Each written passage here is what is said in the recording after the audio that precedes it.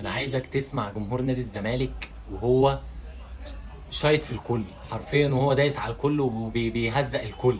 اسمع معايا كده.